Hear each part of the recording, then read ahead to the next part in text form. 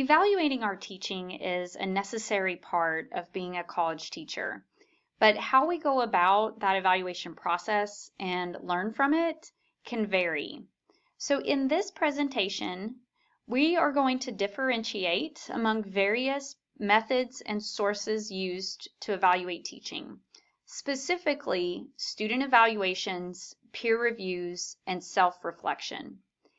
And while we do that, we're going to discuss the benefits and limitations of these common evaluation tools in higher education. So before we dive into the how, I think we need to start with a little bit of a reflection on what does it mean to be effective as a teacher. So how do you know that you as a teacher are being effective? Or as you've taken courses, how do you describe teachers who were more or less effective? And I think that's the question we have to wrestle with. Not only how do we define it, but then how do we measure it and show improvements or efforts to address that? So in the book, they highlight that measuring teaching effectiveness is complex and that it's best done when we can have multiple approaches to help tell that story. As someone who's been working in higher education for a number of years, I recognize that we need to have these evaluation processes in place for a number of reasons. They are required for most continuing appointment or tenure and promotion processes. If you have a high percentage of your appointment is teaching, then your teaching components in that packet, your dossier, are going to need to reflect your excellence in those efforts. It's also necessary for assessment or accreditation. In many programs, we have to document that our teachers are meeting the expectations, that they're qualified to teach the coursework, that the students are meeting the learning outcomes that they should, and so on. And so we can do that through the evaluation of teaching. I have found that most teaching awards want the type of evaluation materials that we're collecting for other purposes. And we'll talk through what those are today, but it provides support to recognize and celebrate excellence in teaching. We can enhance our we can enhance our teaching through feedback. We can celebrate innovative and effectiveness, and then recognize teaching excellence. So these last three areas really go to how we can, whether someone's up for an award or not, we can point out the efforts that people are making to do an exceptional job in helping their students learn. So when you reflect upon your own college teaching or even just college experience, what is the most common way we evaluate teaching? And if you're thinking about the end of the semester approaching and that you're going to be asked to provide your input, or that's a common thing that you've seen, you're right.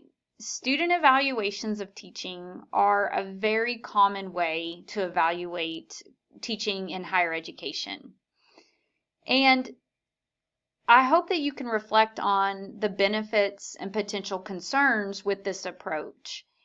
It's certainly necessary to hear from the students in a course about how it went, but sometimes it's difficult because we're asking them to do so when they're at the end of the semester. They probably have major assignments, they're stressed, they're concerned about other things. And studies have found that student teaching evaluations may not be the only way or the best way to evaluate teaching.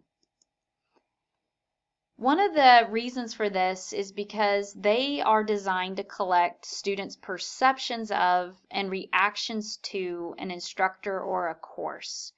Students are not trained in pedagogy. They may not understand why you're implementing certain things the way you are, or recognize the efforts you're making to help them learn material.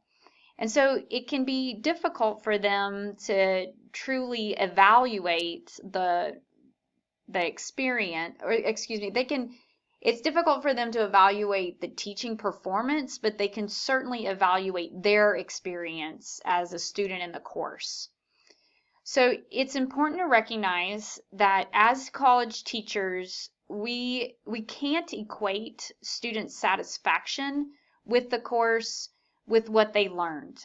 And students should also recognize that this isn't always an equal thing, that they may be dissatisfied with the course, but they learned a lot, or just because they weren't happy with the way the course went doesn't mean they didn't learn something. So this is an awkward relationship between these terms. The literature in the book also pointed out that students' ratings are often flawed and biased, and this is influenced by a number of things.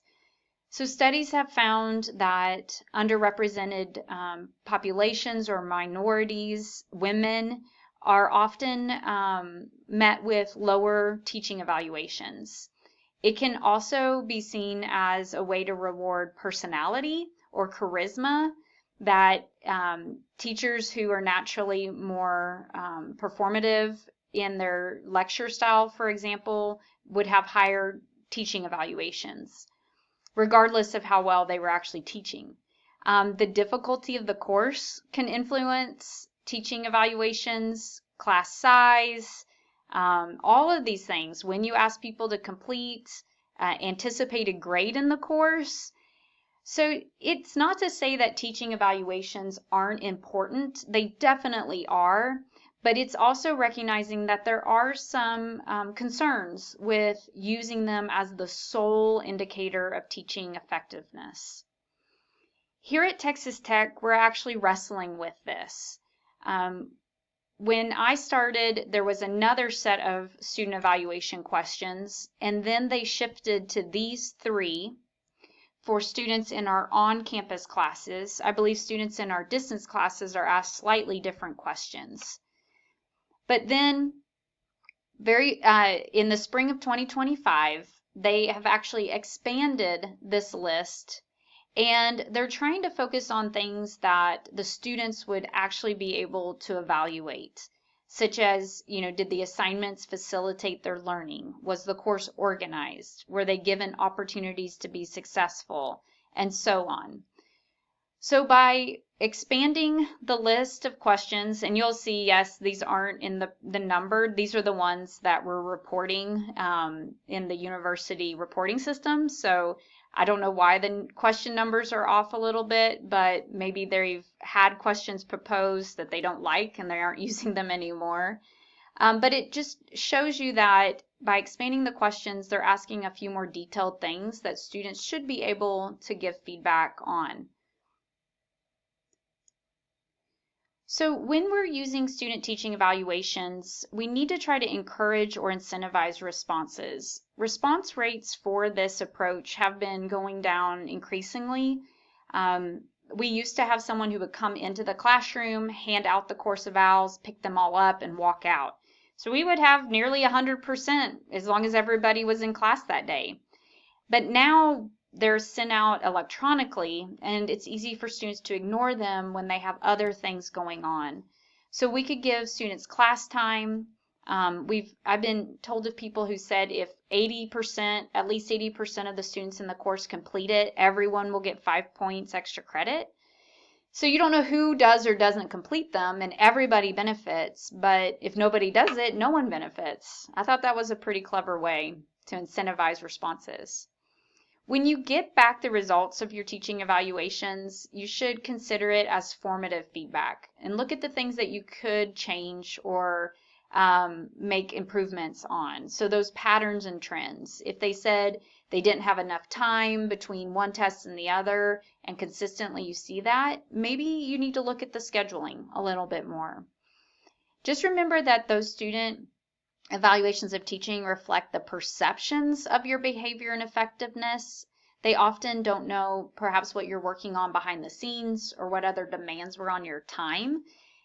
So never make changes based on or get overly concerned about a single comment. There's typically always going to be one of those. But you should consider those factors you can and cannot control. So sometimes I'll have students complain about having class on a Friday. Well, I can't control when our class schedule, and I'm certainly not going to give up a whole day of in a Monday, Wednesday, Friday class. So that's just going to have to be a complaint that we have class on Friday. Table 27.1 in the book has additional things that you can be doing throughout the semester to, have a better learning environment, which should ideally lead to better student teaching evaluations at the end of the semester. So I'm gonna stop the presentation here, and we'll pick up in the next video about things you can do to move beyond student teaching evaluations alone.